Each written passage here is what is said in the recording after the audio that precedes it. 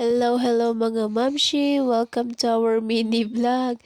So, ito na po pala ang part 2. Mga mamshi, naghihingay si Tovia. Sorry, pasensya nyo na yung naririnig nyo yon. Dahil alam nyo na, nakasubsub si Tovia sama nagbo-voice over ako. Hindi kasi ako makapag-voice over kapag gising siya. So, kapag tulog siya or alam nyo na pag pinapasubsub ko, doon lang ako makapag-edit. So, balik tayo dito. Papainumin ko si Tobias ng gamot niya. So, bali pang 4 days na niya ata yan. So, bali sa reseta, 5 days lang daw ipapainom.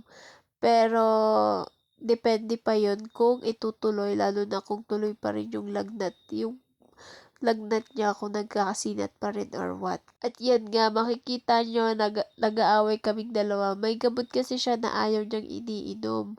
O, diba, naiinis pa. Dual pa siya.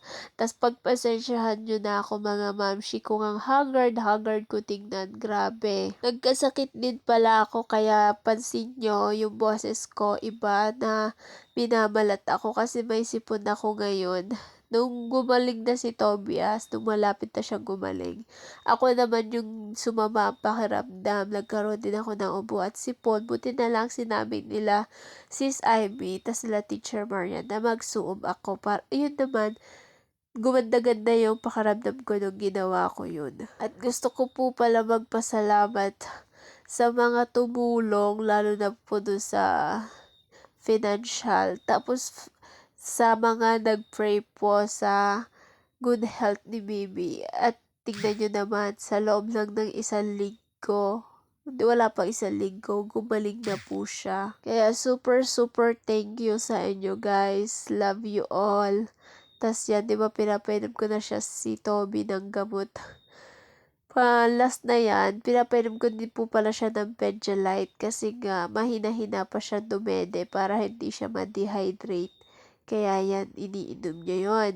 Tapos, nung napansin ko na gumigiti-giti na siya, nakikipaglaro-laro na kay daddy niya, laking tuwa ko kasi nga bumabalik na siya. Tapos yan, inaantok pa ako. Masama kasi pakiramdam ko na ako naman yung masama pakiramdam dyan. Tapos siya, hala siya, sige, naglalaro na siya. Ang likot. Nakaupo po siya niyan. Tapos may hinihila siya yung titiklopin kong damit. Kasi yung mga damit na yan is nilaban ko nung last week. Kaya kailangan ng tiklopin. Tignan nyo, inaagaw-agaw na niya yung kwan. Nakahawak siya sa kwan yan, sa hanger, mga mamshi. Gusto na niyang hilahin. Naglalaro na siya. Kaya thank God, laking pasasalamat ko at magaling na po si Bibi Toby. At dahil ako naman ang may sakit, ang ginagawa ko, nagpi-face mask na lang po ako para hindi ko na ulit siya mahawaan. O diba? Naglalaro na po siya. And then, thank you very much sobra po sa mga tumulong sa amin. I love you. Hindi ko kayo makakalimutan. Alam nyo na kung sino kayo, kung sino yung tinutukoy ko.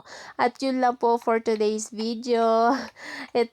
Yan, ang sasabihin ko pong good news, magaling na po si Tobias, so diba? Magbablog na daw po siya.